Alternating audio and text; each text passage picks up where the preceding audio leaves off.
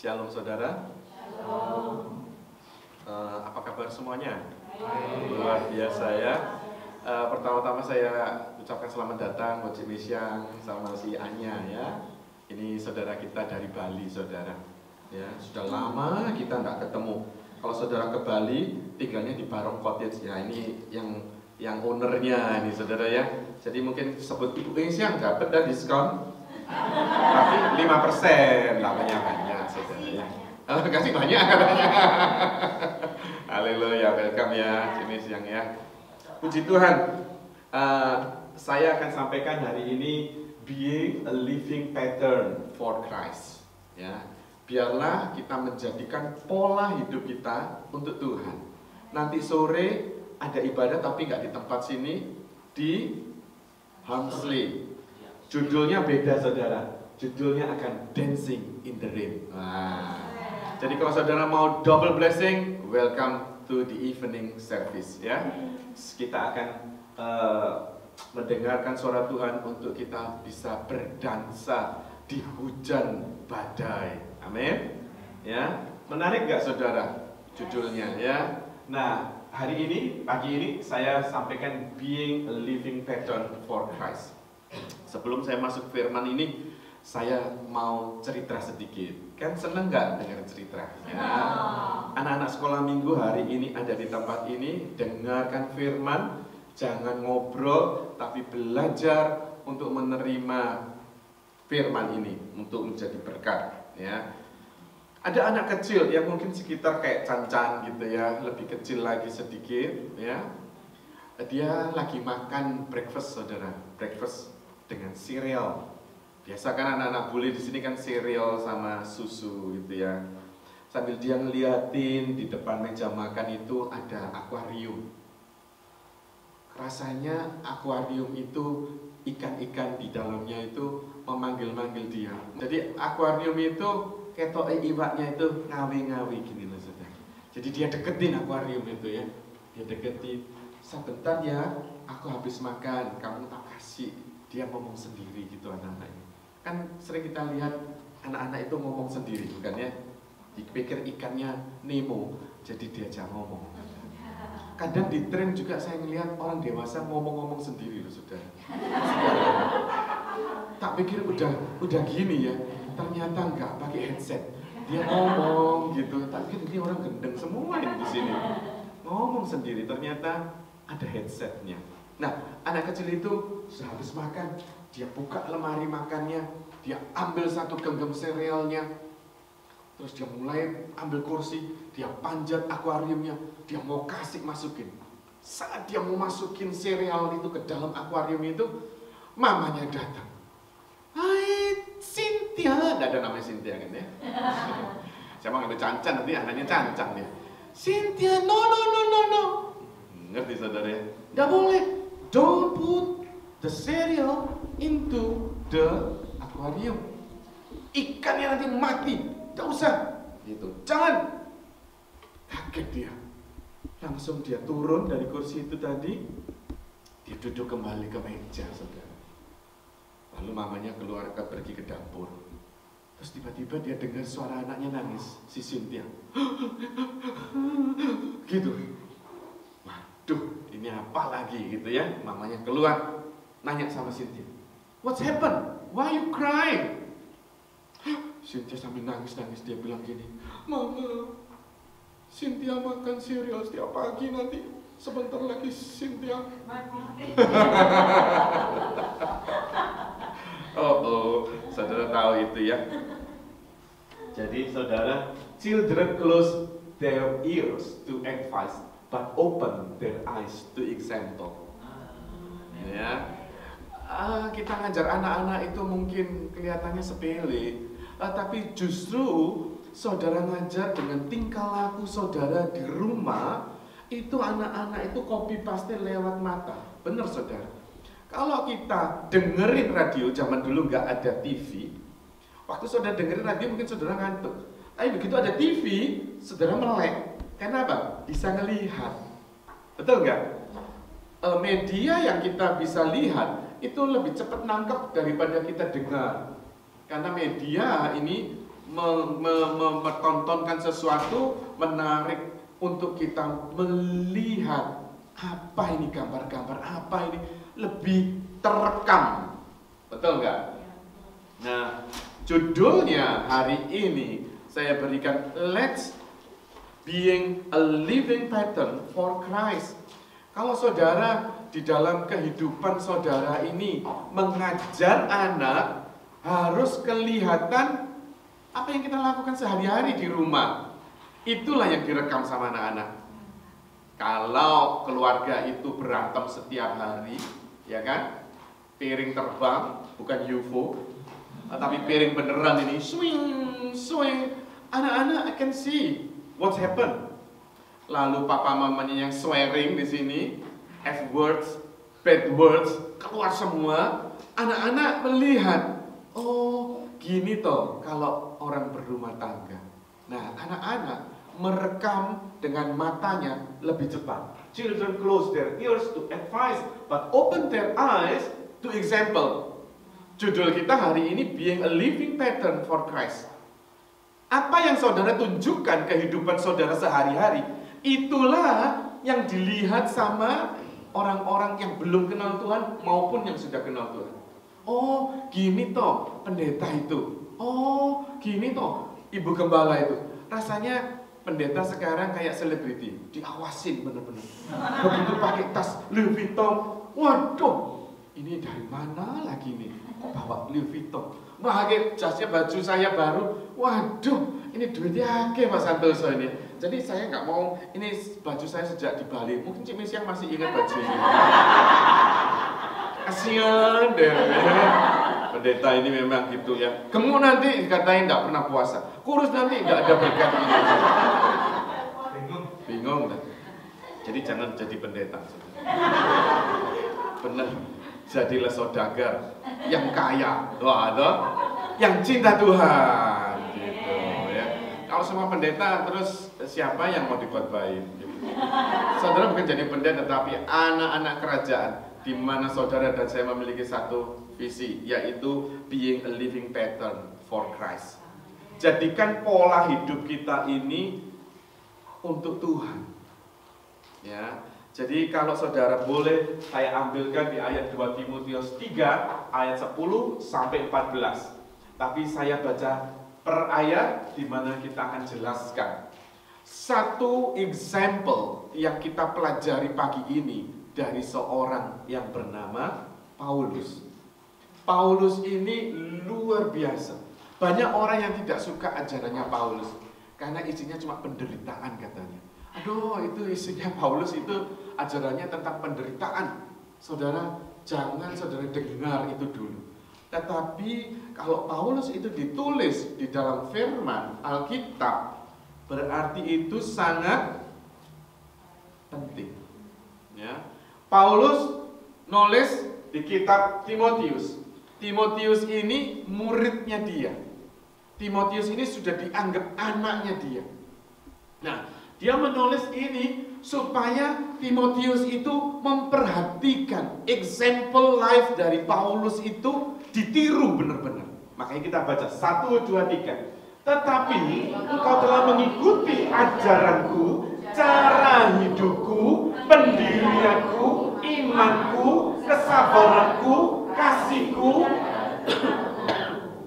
Engkau telah ikut menderita penganiayaan dan sengsara seperti yang telah kuderita di Antiokhia dan di Ikonium dan di Listra. Semua penganiayaan itu kuderita dan Tuhan telah melepaskan aku daripadanya. Jadi saudara, Paulus itu ngomong sama Timotius, anakku, kamu sudah lihat apa yang sudah aku tunjukkan hidupku. Seperti anak kecil tadi, dia melihat mamanya nggak boleh masukin sereal dalam akuarium. Dia kaget, kalau gitu aku makan sereal tiap hari, aku sebentar lagi mati nih. Dia lihat ini. Nah, Paulus sudah menunjukkan kehidupannya kepada Timotius. Kalau saudara baca Paulus itu dulu namanya Saulus. Dia bakar gereja, dia bunuh pendeta-pendeta, hamba-hamba Tuhan dibunuh sama dia. Tetapi begitu dia kenal Yesus, ada perjumpaan dengan Tuhan, dia namanya menjadi apa? Paulus, kalau boleh di 2 Timotius ini, kalau boleh dibuat sketch, sampai yang suka gambar ini Fania ya. Fania gambar ini 2 Timotius ini tentang apa aja. Kalau saudara boleh ceritakan, Paulus itu mengajarkan bahwa kehidupan ini seperti tentara. Kamu harus disiplin. Kehidupan ini seperti orang atlet. Di situ dikatakan, dia ngajarin itu. Kenapa? Kita harus benar-benar sesuai atlet itu. Kalau mau menang, ada latihannya, ada kejujurannya, ya kan? Ada aturannya. Di situ lagi, kalau engkau menjadi anak-anak Tuhan, engkau seperti farmer, petani yang tekun, membajak dulu, memberikan benih dulu, menabur, lalu menuai. Diajarin semuanya di Timotius ini, di 2 Timotius ini, tentang bagaimana hidup kita ini mengabarkan kabar sukacita. Ada sacrifice yang harus kita berikan. Timotius itu diajarin sama Paulus itu. Nah, Paulus sudah menunjukkan semuanya. Kitab Timotius ini kitab yang hampir dia sudah mau meninggal. Paulus ini dia tulis itu ada di ujung sana di penjara. Sebentar lagi aku mau pulang sampai garis finish well. Dia ajarkan Timotius untuk supaya hidupnya ini benar-benar berkenan di hadapan Tuhan. Kalau saudara baca kitab Timotius tadi ini di atasnya, digambarkan manusia di akhir zaman ini mau seperti apa. Ada saudara. Kalau saudara nggak percaya di Timotius tadi dikatakan Timotius berapa? 3 ayatnya yang pertama. Coba bukain Timotius 3 ayatnya yang pertama. Saya nggak catat di sini. Bisa buka? 2 Timotius 3 ayat 1. Di atas itu dikatakan. Ya. Coba kita baca sedikit aja supaya saudara tahu apa yang ditulis sama Paulus kepada Timotius itu. Dia menceritakan bagaimana manusia modelnya di akhir zaman. Ya. Coba 2 Timotius 3 ayat 1. Ya. Nah, ketahuilah, kita baca sama-sama. 1, 2, 3. Ketahuilah bahwa pada hari-hari terakhir akan datang masa yang kasar. Ya. Manusia akan mencintai dirinya sendiri dan menjadi hamba uang. Mereka akan membuat dan menyombongkan diri. Mereka akan menjadi pefitnah. Mereka akan apa? Berontak terhadap orang tua dan tidak tahu berterima kasih. Tidak mempedulikan agama. Tidak tahu mempedulikan agama. Terus next. Tidak tahu mengasihi, tidak mau berdamai, suka menjelekkan orang, tidak dapat menekan diri, karena tidak suka yang baik, suka mengkhianat, tidak berpikir panjang, berlagak tahu, lebih menuruti hawa nafsu daripada menuruti Allah. Secara lahiriah mereka menjalankan ibadah, tetapi pada hakikatnya Mereka memungkiri kekuatannya. Amin. Stop. Ini Paulus sudah nulis. Dia katakan sama Timotius, ini loh model-model manusia di akhir zaman. Dia sudah tulis ini supaya apa? Timotius ini melihat, wow, ternyata orang di gereja itu belum tentu, ini loh yang ngomong loh Paulus ini kan, belum tentu benar, pura-pura di gereja itu. Betul nggak saudara? Bukan saya yang ngomong. Manusia semakin garang, semakin jahat, mengumbar hawa nafsunya lebih lagi. Tidak mau tunduk, tidak mau dengar-dengaran orang tua. Di situ dikatakan, benar nggak? Orang tua dianggap, aduh, annoying. Hai anak-anak muda, jangan kamu anggap annoying orang tua. Ini serius. Pengajaran Timotius dari Paulus ini mengingatkan, membuka matanya lebar-lebar. Karena Paulus sebentar lagi dianiaya sampai mati. Dia katakan ini benar dari hatinya saudara. Manusia di akhir zaman, saudara bisa lihat sekarang bukan? Ya. Dan Timotius lihat matanya bagaimana Paulus hidup. Sampai dia di penjara pun dia tetap mengabarkan firman lewat surat-surat. Dia tulis surat-surat bahwa Yesus semakin dekat. Persiapkan engkau, perkuat engkau. lihat kejadian akhir zaman saat ini. Manusia ini semakin garang. Coba saudara flashback dengan perkataan 2 Timotius 3 tadi ayat 1 sampai 4 mungkin. Saudara belajarin di rumah. Iya ya, manusia di akhir zaman seperti ini. Kalau kita lihat di politik, saudara lihat orang gak mau kalah, kepingin menduduki kursi presiden, kepingin menduduki kursi gubernur, wali kota, kepingin mereka. Untuk apa? Untuk menguasai, mengumbar hawa nafsunya. Saudara, gak usah jauh-jauh, kita perhatikan orang sekitar kita. Apakah mereka benar-benar hidup dalam berkenan? Paulus menulis kitab ini buat muridnya, supaya apa? Dia mengerti akhir zaman itu seperti ini. Dan dia tunjukkan kehidupannya. Makanya tadi judulnya apa saudara? Being a living pattern for Christ. Jadikan pola hidup kita ini untuk Tuhan. Waktu saudara mau berkata-kata swearing, saudara tanya dalam diri, inikah pattern for Christ?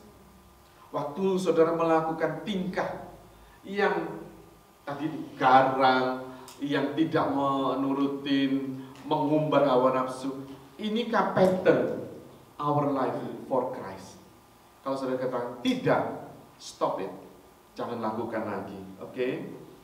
Nah, berikut di 2 Timotius 3 ayat 12. Kita temanya di 2 Timotius 3 ayat 10 sampai 14. Saya sekarang mengupas yang 12. Memang, kita baca sama-sama. 1, 2, 3. Memang setiap orang yang mau hidup beribadah di dalam Kristus Yesus akan menderita aniaya. Paulus menulis sama Timotius, dikatakan lagi, hai Timotius anakku, kalau engkau serius sama Tuhan, engkau pasti menghadapi aniaya seperti aku.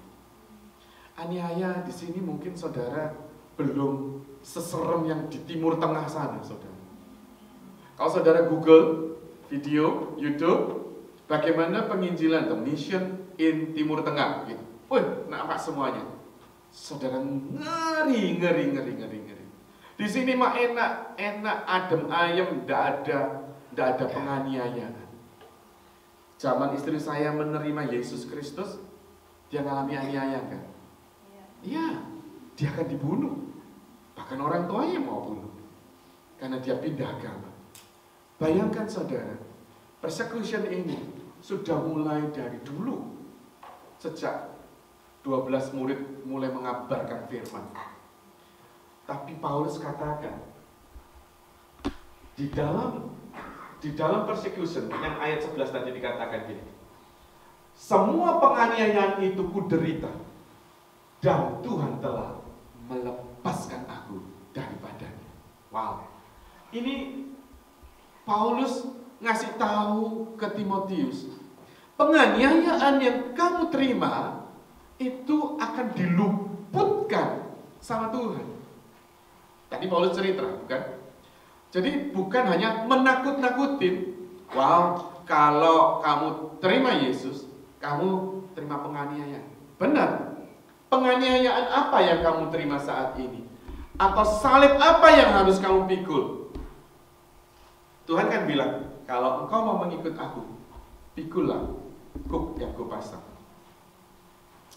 Sekarang kalau saudara jadi anak Tuhan, jadi anak kerajaan, saudara aniayanya mungkin tidak seperti di Timur Tengah. Kamu mau katakan tidak terima Tuhan atau mau terima Tuhan? Saya masih terima Tuhan. Dibabat langsung, jeder. Di sini enggak. Penganiayaannya beda, saudara. Mengumbar hawa nafsu. Kalau engkau mau terima kerajaan Allah, kalau kita mau jadi anak Tuhan, saudara, penganiayaan apa? Menyalibkan kedaginganmu. Very simple sebetulnya. Kita tidak melakukan apa yang Tuhan tidak berkenan. Tetapi kalau persecution yang dimaksud Paulus ini adalah benar-benar dibakar hidup-hidup saat kita masih mau mengikut Tuhan. Saat kita serius sama Tuhan, saudara mengalami persecution. Aniayanya sekarang tidak seperti itu. Mungkin di tempat ini, di kota ini, di waktu ini loh saudara masih ada. Kita punya KM di Balajura. Dipersekusi sama siapa? Suaminya tidak boleh ke gereja. Zaman sekarang masih tidak boleh ke gereja. Halo, saudara ke gereja bisa? Masih boleh sama suamimu? Masih boleh sama istrimu? Orang tuamu boleh? Ada loh. Masih sekarang ini tidak diperbolehkan. Saudara tidak bisa memikirkan bagaimana sedihnya seorang ibu ini kepingin ke gereja, nggak bisa. Kita sudah ke gereja, tapi kita masih malas sama Tuhan, ogah-ogahan. Betul kan? Padahal di mata kita ini sudah ada kejadian-kejadian persecution yang mengerikan. Tapi kita tetap aja sama Tuhan gak bener hidupnya. Come on, kita belajar dari Timotius, ya, Paulus. Persecution is the gospel. Seperti itulah kita mengabarkan kabar sukacita di sini masih boleh, saudara. Saudara pergi ke train station, saudara kabarkan traktat. Saudara pergi ke city, saudara kasihkan traktat Jesus love you. Pernah diterima nggak itu? Saya pasti akan terima. Saya terima, saya senang, saya berkati dia. Thank you, you do so good. Apakah saudara dan saya bisa seperti mereka?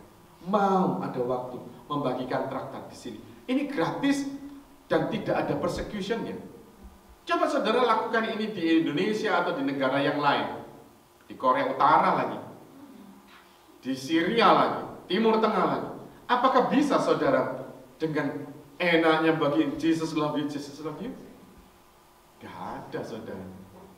Coba saudara bayangkan sekarang mission ini untuk persecution the gospel itu sangat mengerikan. Dan itu di akhir zaman, Paulus ini yang nulis kan, tetap engkau akan mengalami penganiayaan ini. Sekarang penganiayaan yang kita terima adalah kemalasan. Roh malas yang masuk di dalam pikiran kita. Kita mau baca Alkitab aja, sebetulnya saudara bisa baca Alkitab itu berulang kali, satu kejadian sampai Wahyu, berkali-kali saudara bisa baca dengan gampang. Coba saudara ke Cina waktu itu. Alkitab itu disobek satu-satu, disobek. Lalu kita bagikan, kita ketemu nanti di mall ya. Kamu ketemu mall, bagikan ini suratnya. Itu surat Timotius 1. Satunya terima surat Timotius 2. Satunya baca surat 3. Nanti kita ketemu lagi ya, kita bagiin. Gantian baca. Tidak bisa boleh bawa satu Alkitab. Nggak boleh saudara. Zaman itu, tidak tahu sekarang bisa apa tidak. Sekalipun sekarang boleh, itu masih dipantau sama pemerintahnya. Nggak segampang itu saudara mengabarkan firman ini. Begitu pembicara mengabarkan satu firman yang dahsyat gitu, langsung dipegang saya. Ya, Pak, mungkin Pak Ismu pernah ke Cina dia. Dia sekolah di sana. Tapi tidak tahu dia bagikan traktat atau enggak. Mungkin resep masakan yang dibagikan. Persecution ini dialami di mana-mana sampai saat ini, saudara. Penganiayaan ini supaya saudara dan saya lihat, matamu lihatan, melek no matamu ini, gitu saudara ya. Ini pendeta ini kasar yang ngomongnya, matamu. Saya kepingin saudara sadar akan hal ini. Karena apa? Karena kita aman nyaman di sini. Dalam mina bobo kenyamanan, saudara untuk mission itu gak ada. Sama sekali gak kepikir gitu loh. Why? Padahal saat seperti ini, di kota ini loh saudara, yang saya sebut ibu itu gak boleh bekerja, gak boleh ke gereja. Di kota ini. Apakah ada hatimu diketuk dengan persoalan ini? Iya ya, aku ke gereja aja kadang terlambat. Saya tidak mau nyinggung yang baru datang. Serius enggak? Karena untuk ke gereja aja, saudara bisa malas-malasan. Untuk ke KM lagi, aduh, sibuk, alasannya sibuk saudara. Tolong. Saudara lihat persecution ini semakin kuat. Di Timur Tengah, persecution itu di mana-mana. Langsung tembak mati, saudara. Jeder itu kayak tikus gitu loh. Tidak ada harganya. Di sini nyaman. Tapi persecutionnya kita lain. Ayo bangkitkan rohmu. Ya, nanti di sini sebutkan. Yang ketiga, 2 Timotius 3 ayat 13-14. Udah habis kan? Sampai 14 loh kita. Makan dah ini sebentar lagi. Kita baca sama-sama ya. 1, 2, 3. Sedangkan orang jahat dan penipu akan sangat jahat. Mereka menyesatkan dan disesatkan. Tetapi hendaklah engkau tetap berpegang pada kebenaran yang telah engkau terima dan engkau yakini dengan selalu mengingat orang yang telah mengajarkannya kepadamu. Paulus nulis lagi sama Timotius, Timotius, kamu tahu penganiayaan itu terus berjalan. Kamu harus pegang teguh kebenaran. Saudara, kita harus mau gak mau, firman itu adalah kekuatan kita. Saat penganiayaan itu datang, pikiranmu dilanda oleh hawa nafsumu. Pikiranmu dilanda oleh si setan atau si jahat itu. Benar loh saudara. Sudah dikatakan, orang yang ke gereja belum tentu benar-benar dia serius melayani. Bayangkan orang yang tidak pernah ke gereja. Di dalam gereja aja banyak Yudasnya. Saudara, ini nggak main-main. Firman ini jangan bilang gini, waduh Pak Santoso kok melihat matanya ke aku ya? Apa aku yang dimaksud ya? Jadi saya ngomong Yudas itu saya lihat situ aja. Yudas ada di gereja. Ini serius saudara. Saudara harus tangkap firman ini. Jangan sampai setiap firman yang saudara terima itu matanya pendetanya kok melihat aku, memang aku tak gitu. Enggak saudara.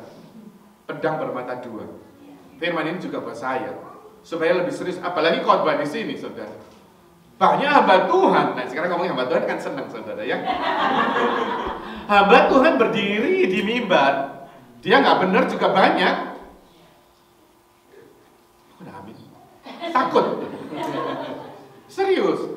Nggak, ini apa ya? Penganiayaan ini menyerang. Iblis saat ini gencar mengambil anak-anak muda khususnya supaya direbut dari kerajaan Allah kepada kerajaan maut. Ya. Dan ini memang terjadi. Iblis nggak pernah tinggal diam. Dia nggak mau cepat menyerah begitu saja. Dia berusaha. Musuh dan targetnya iblis orang yang serius sama Tuhan. Halo, loh kok bisa?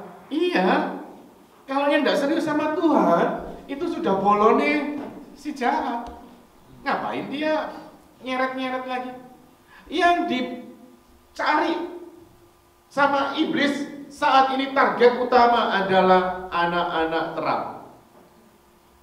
Kalau bukan anak-anak terang, itu grupnya memang anak gelap kan. Gak usah diomong.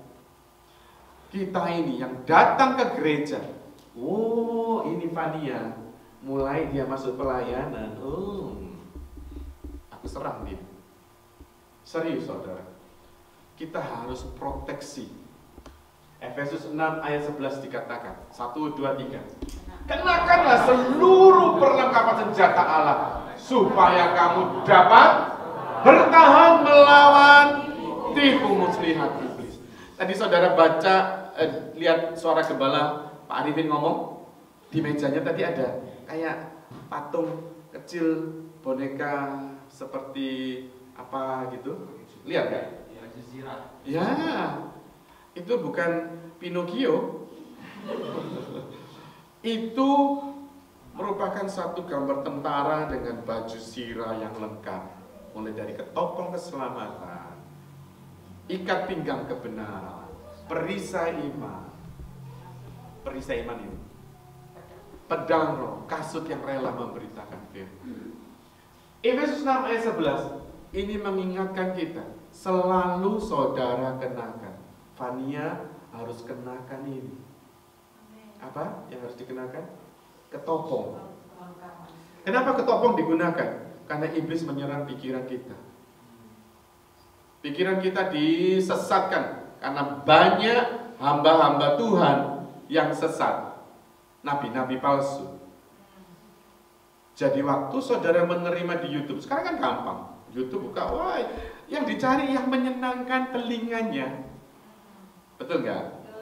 Waduh, pendeta ini kalau ngomongin yang ini apalagi ngomongin duit, aduh, di-delete aja. Wah, pendeta yang ngomongin perpuluhan, oh delete. Saudara harus mendengarkan kalau memang itu untuk saudara. Ya. Ketopong pikiran kita dikuasai. Penganiayaan, ajaran sesat lewat pikiran kita. Karena apa? Anak-anak muda lagi ya. Film-film porno, gampang sekali di Google, saudara. Begitu masuk di ruangan sendiri, nggak tahu ya, anak saya sih, kalau saya ngomongin anak saya aja ya, begitu dia masuk di ruangannya sendiri, Kayla, 5 menit baru jawabannya iya. Kayla, dia ngapain di dalam kamar sendiri itu? Nggak dikasih HP, salah.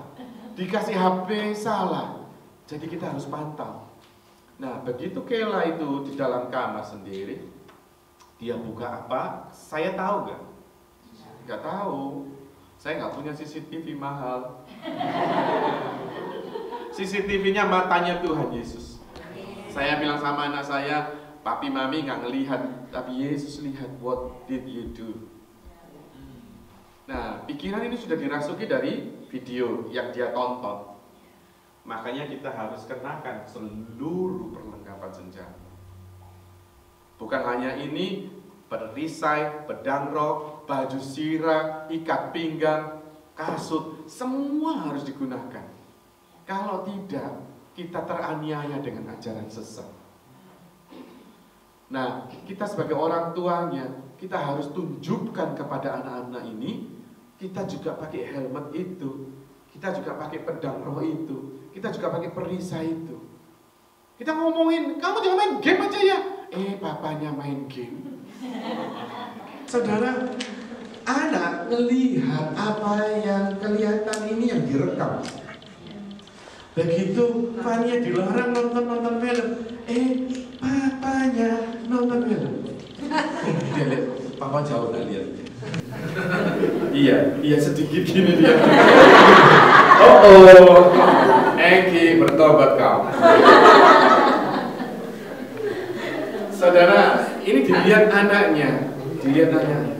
Ini anak-anak sekarang, pinter dia ngelesin. You do it correctly. Yes. Anak merekam. Kalau kamu tak boleh aku lakuin ini, don't do that also. Please, kita orang tua juga harus berubah, bukan punya anak. Yes guys. Tos. Oh, anakmu yang ini. Anak-anak senengnya kalau dibela. Ya, we are the parents also repent. Harus bertobat, saudara. Memang ini harus bertobat. Kalau tidak ada satu kesatuan, kesepakatan kita untuk hidup lebih maju sama Tuhan. Amin. Lalu ini nih bajunya ya, ini bukan Mister apa? Kalau film-film itu Power Rangers, bukan Power Rangers. Ini example, ya. Pakai ketopong, harus pakai seperti ini loh kita. Setiap hari begitu saudara, saya ingat orang Jawa kalau ngomong, jeng, nah kan dia bilang, jeng, bojo iki ya, nek 25 meter keluar dari rumah. It is not belong to you anymore. Dulu zamannya ibu-ibu saya itu gitu, bener ya tante? Iya katanya. Enak ya, 25 meter dari rumah Pak Felix, we are free.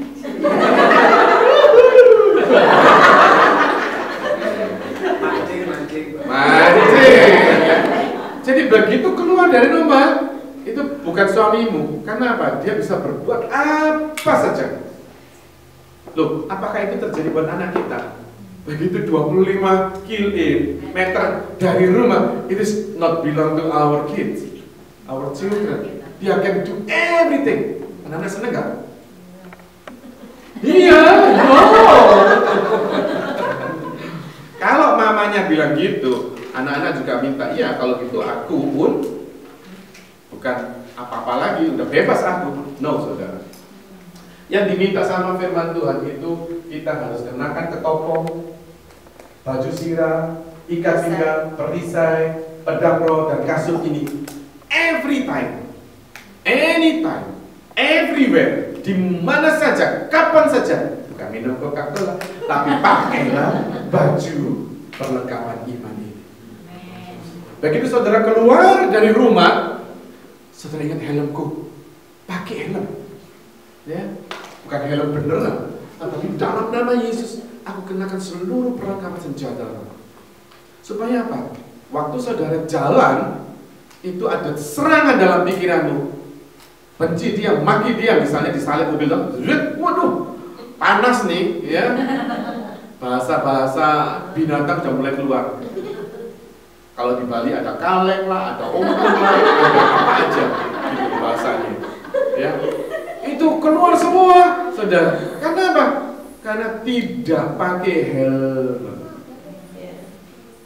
Lalu kalau tergoda, nah laki-laki tergoda, sekarang tidak tergoda sama laki-laki saja, laki-laki sama perempuan, perempuan laki-laki, semua amburadul sekarang. Jadi makanya tata wanita harta ini, tata harta wanita, bukan wanita, pria. Pria juga dimasukin dulu, tata wanita aja itu. Kamu tergoda cewek dibuatin kambing hitam. Pria juga ditaksir. Jadi be careful. Makanya harus pakai seluruh selengkap senjata. Oke?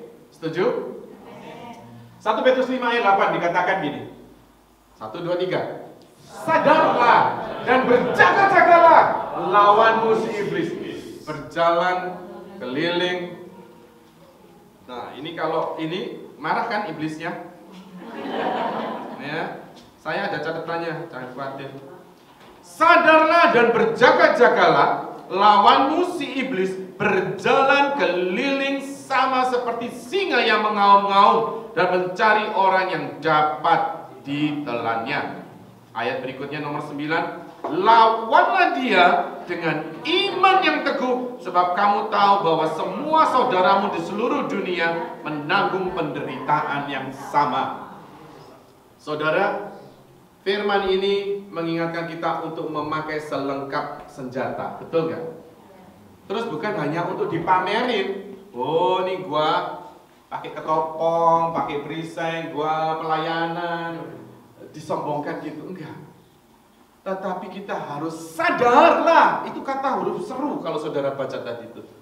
Sadarlah dan berjaga-jagalah, berarti selama ini manusia itu sering tidak sadar, unconscious.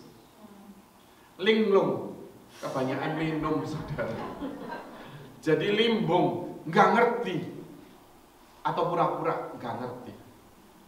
Iblis sering sekali menyerang pikiran. Targetnya anak-anak muda. Pikirannya dibuat apa? High, istilahnya lah. Supaya apa? Supaya nggak ngerti, supaya nggak sadar. Tapi firman Tuhan katakan pagi ini, sadarlah dan berjaga-jagalah. Cubit ini sekarang tangani saudara. Sadar. Cubit supaya saudara sadar. Ini aku hidup. Ini aku nyata. Karena banyak sekarang kebanyakan nonton film yang maya. Drakor itu. Tak pikir drakor itu Dracula gitu. Ternyata drama Korea. Kamu nonton drakor? Kok nontonnya Dracula ya orang-orang ini?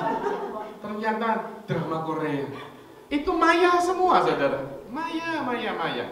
Betul nggak? Nggak sadar, itu film nggak sadar.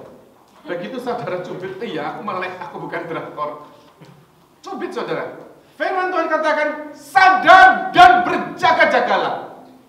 Tuh, nggak harus sadar tok, tapi harus berjaga-jaga itu gitu santai-santai? No. Menteleng gitu loh, saudara. Menteleng itu apa?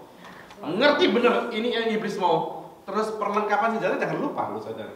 Disuruh pakai baju tentara, nggak disuruh geletaan gitu. Disuruh tegap berdiri, ngelihat panah iblis menyerang ada tuh. Shih, langsung pak gitu. Shih, pak gitu kan. Ini namanya berjaga. Kalau ada yang nggak beres di pikiran kita, cantik ya, biar apa wis tembakan aku gitu. tembakan ketopongnya dibuka, tembakan aku gitu. Itu bajunya dibuka lagi, tembakan dodoku gitu. Jelek, udah masuk, baru kelepak, cari pendeta didoakan. Lah, ini aja. Dia yang senang, yang nikmati pendeta ini sorong kan banyak. Capek deh jadi pendeta. Makanya jangan jadi pendeta. Jadi anak Tuhan yang militan. Bener loh, ini tadi suruh sadar dan berjaga-jaga. Lalu berikutnya yang ayat terakhir dikatakan, lawanlah dia. Jadi harus ada perlawanan, saudara. Bukan gini, ini panas si iblis nih mau masuk nih. Enak ya. Ya harus masuk oles gitu. Nggak berjalan malah menyirahkan, melebu wes masuk welcome, monggo. Minara rien. Aduh, ini loh anak Tuhan yang kayak gini modelnya itu pasti terkapar, saudara. Jadi iblis salah satunya ini sudah tenang aja loh, konsen ya omongannya ini, no worries, tak apa-apa. Ya, jadi kalau saudara menjadi anak Tuhan yang harus militan, disuruh kenakan baju itu tadi, kadang saudara nggak mau pakai. Disuruh kenakan setiap hari, saudara akan pakai hanya hari Minggu aja. Hari Senin, Selasa, Rabu, Kamis mudo. Tahu mudo? Mudo itu bukan muda. Saudara sudah pakai baju malah dibuka kabeh. Soalnya winter, saudara ini winter. Itu serius, it's like lucu ya, lagi funny gitu. Tapi kehidupan nyata kita buka malah semuanya, sehingga panah iblis masuk di sini, macam-macam sudah seluruh tubuh kita. Susah saudara kalau ngeluarinnya. Selama saudara masih enjoy dengan dosa itu, it's very difficult. Tapi kalau kau sadar, firman Tuhan, sadar dan mulai gini, terus kita lihat sekeliling. Sadar itu. Istri saya lagi setir driving license tes, tapi pre-test ini ya, instrukturnya bilang gak lulus kamu. Kenapa? Kamu kurang gitu. Orang sadar dan berjaga-jaga itu seperti itu. Kalau saudara nggak serius nyetirnya di sini, saudara kan ditubruk dari belakang. Karena ada namanya blind spot, yang saudara nggak lihat. Karena saudara nggak berjaga-jaga. Kalau saudara berjaga-jaga, saudara lihat beneran di belakang ini ada apa. Gitu. Kalau saudara berjaga-jaga, saudara lihat blind spot itu. Ternyata si iblis nongol di situ. Dia mengendak-endak untuk menancapkan panah itu. Saudaraku, ayo pagi hari ini kita akan menerima perjamuan. Saudara review lagi firman ini. Kita harus terus mengerti bahwa kedatangan Tuhan sudah dekat. Akhir zaman modelnya manusia yang seperti ini. Jangan bergaul dengan orang-orang itu, dikatakan tadi. Jangan bergaul, karena engkau akan menjadi kepada siapa kamu bergaul. Kalau gaulanmu maling-maling, kamu akan jadi maling. Kalau kamu gaulannya bukannya eksklusif ya, bukan. Kamu yang milih kaya, kan firman Tuhan tidak ngomongin kaya miskin. Firman Tuhan ngomongin tentang yang baik dan yang jahat ini. Saudara jangan bergaul dengan yang jahat. Tapi pikirannya orang yang, wah Kristen ini eksklusif ya, nggak mau bergaul dengan semua orang. No, firman Tuhan tidak berkata demikian. Firman Tuhan itu berkata harus hati-hati memilih teman. Kalau temanmu ini menjatuhkan kamu, ngapain kamu berteman dengan dia? Amin. Setuju ya? Bukan kaya loh, bukan loh. Jangan diartikan, oh berarti maunya yang Pak Felix tuh maunya yang sugi-sugi aja nih ngobrolnya. Enggak, dia mau dengan siapa saja. Nah, tapi dia juga harus menjaga jarak dengan orang yang membawa dia kepada kegelapan. Setuju? Firman pagi hari ini sangat keras. Kalau saudara gak menangkapnya, berarti saudara gak sadar pagi hari ini. Firman Tuhan sadar dan berjaga-jaga. Terus bukan itu aja. Terakhir apa tadi? Lawan. Kalau iblis masih ada di dalam pikiranmu, lawanan. Dengan apa? Perintahkan pergi. Hai iblis, pergi kamu dalam nama Yesus. Tidak perlu ditumpangin tangan, dimintain doa. Gak perlu saudara. Saudara punya otoritas daripada Tuhan.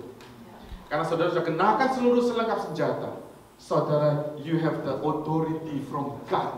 You have the power to reject, to apa lagi? To kill them. In the name of Jesus, I rebuke it. Jadi kalau saudara memiliki otoritas, jangan sekali-kali, aku nggak tahan, gimana? Oh repot saudara. Kalau saudara nggak bisa melawan itu, ini firman Tuhan harus lawan. Sekalipun Audrey Kayla, papi maminya pelayanan, dia sendiri harus melawan. Dia nggak bisa numpang, papi lawanin. No. Kita semua diajar seperti Paulus katakan, tentara. Seperti seorang atlet, seperti seorang petani. Diajar sama Paulus itu ke Timotius. Itu nggak enak loh, semuanya itu proses luar biasa. Jadi kita belajar untuk disiplin. Ke anak-anak kita pun kita lakukan kedisiplinan. Konsekuensi ada. Jadi kita mengerti, orang tua pun mengerti. Wah, kalau aku lakukan ini ke anakku konsekuensi, aku pun harus ada. Di meja makan tidak boleh ada HP di rumah saya. Begitu saya bawa HP, hey papi, you have rule. Why you rebuke the rule? Ini penting, gak bisa. Oh ya udah dibawa. Ngerti saudara?